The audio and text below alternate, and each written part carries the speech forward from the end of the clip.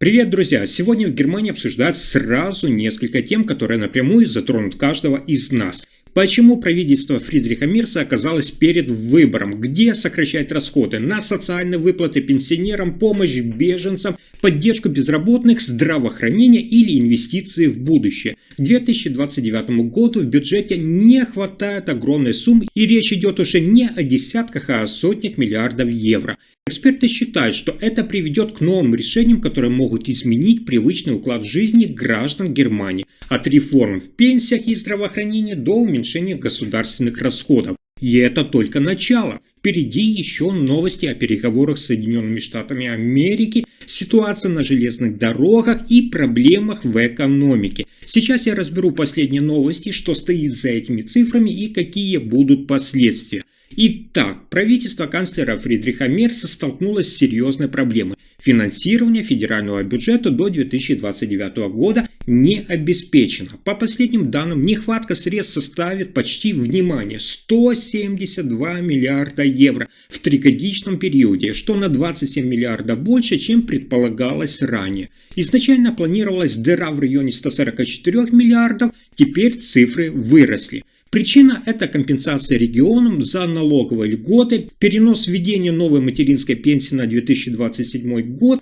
с дополнительными расходами и рост платы по процентам по долгам. Чтобы закрыть бюджетные пробелы, правительство планирует масштабные сокращения, то есть начиная с 2027 года ежегодно экономить от 34 до 74 миллиардов. Сокращения затронут, внимание, государственный персонал и расходы на управление, а также социальные программы и государственные инвестиции, особенно в здравоохранение, рентабельность и пенсионную систему.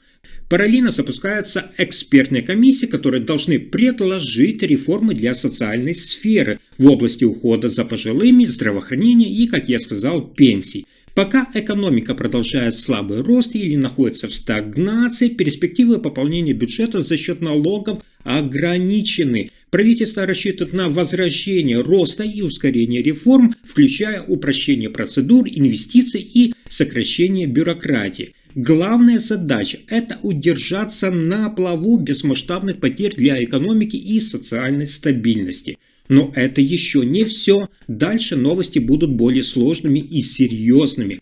Канцлер Фридрих Мерц заявил, что после соглашения по пошлинам между Европейским Союзом и Соединенными Штатами Америки реальной выгоды нет, а напротив, национальная экономика столкнется с серьезными трудностями. Он отметил, что экспортная модель сильно пострадает из-за новых тарифов, прежде всего на промышленные товары. Усилится инфляция, и негативные последствия сделки не ограничатся одной страной. Они затронут всех участников торговой системы, в том числе, кстати, и Соединенные Штаты Америки в целом. По словам канцлера, текущая договоренность, где большинство товаров облагаются пошлиной в размере примерно 15%, а на сталь и алюминий, я напомню, ставка остается на уровне около 50%, выглядит явно односторонне и не в полной мере отвечает интересам экспортеров. Также сохраненные высокие тарифы показывают, что сделка не защищает ведущие отрасли от усиления конкуренции.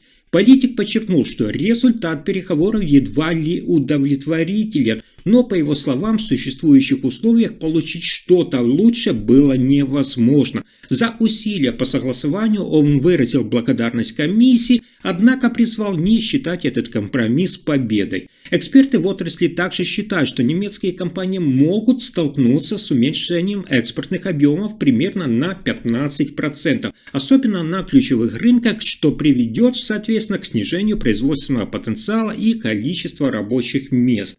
Ассоциация подчеркивает, что договор может стать стимулом к переносу цепочек поставок и увеличению затрат для компаний. При этом возможности компенсировать ущерб остаются ограниченными. Таким образом, несмотря на предотвращение эскалации торгового конфликта, сегодняшние результаты воспринимаются скорее как вынужденный компромисс, нежели как эффективное решение. Он создает риски для роста, конкурентоспособности и стабильности экономики.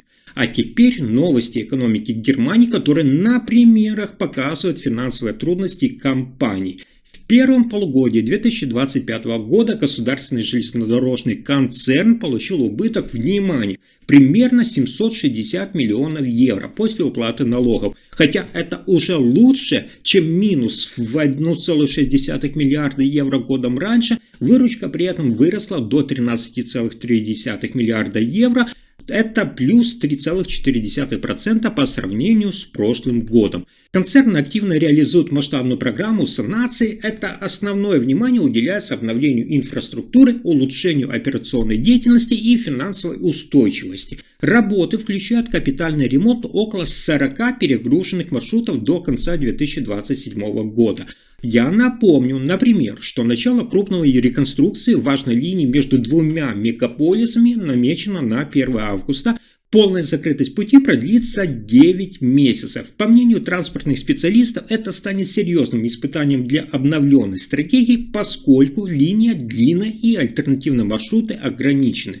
И что для нас с вами, как для пассажиров, интересно. Сразу скажу, что улучшение показателей пока трудно заметить пассажирам. В июне лишь 57,1% рейсов в дальнем сообщении были выполнены без задержки, более 6 минут, тогда как цель на год 65-70%. А теперь новость, которая касается каждого из нас. На первый взгляд такой подход раньше трудно было себе даже представить, но сегодня это звучит из уст одного из министров кабинета Мерца. Министр здравоохранения заявила, что многие жители слишком часто обращаются к врачу, и это снижает доступность для тех, кто действительно нуждается. По ее словам, чрезмерное обращение к медицинской помощи не делает людей здоровее и не продлевает жизнь. Она предложила усилить контроль. Сначала должен быть посещен участковый врач, который в разумные сроки направит к специалисту при необходимости, а не пациент самостоятельно выбирает маршрут с узким специалистом без предварительного отбора. Такой подход призван разгрузить систему и обеспечить быстрый доступ к медицинской помощи нуждающимся. При этом министр указала, что идея введения сборов за офисный визит к врачу – это практика, известная раньше, рассматривается осторожно и пока не планируется к возвращению. Заинтересованные стороны отмечают, ограничение нецелевых визитов может повысить эффективность системы. Однако критики предупреждают, что нельзя ставить барьеры людям с реальными потребностями, важно сохранить баланс и не навредить тем, кто действительно нуждается в современном доступе к специалистам. Министр подчеркивает, что главной задачей является создание справедливой и устойчивой системы, где медицинские ресурсы распределяются приоритетно в пользу наиболее уязвимых групп населения. А следующая новость о так широко разрекламированном китайском ритейл-продавце Тему. Еврокомиссия обвинила китайскую торговую платформу Тему в нарушении европейского законодательства о цифровых услугах. По данным проверок, на сайте регулярно продаются товары, которые не соответствуют требованиям безопасности. Например, опасные детские игрушки или несертифицированная электроника. Комиссия заявила, что Тему недостаточно контролирует, какие товары попадают в продажу и не всегда предоставляет покупателям полную информацию о продавцах. Также выяснилось, что Тему использует слишком общие оценки рисков, а не конкретные данные по своей платформе. Это означает, что защита потребителей работает плохо. Еврокомиссия дала компании несколько недель на объяснение и исправление ситуации. Если нарушения не будут устранены, Тему может быть оштрафована на сумму до 6% от своей мировой годовой выручки. Также возможно введение дополнительных ограничений. Платформа заявила, что сотрудничает с властями и готова улучшить свои процедуры, чтобы соответствовать европейским стандартам. Если информация оказалась полезной, ставьте лайк, подписывайтесь на канал и делитесь видео. Спасибо за просмотр.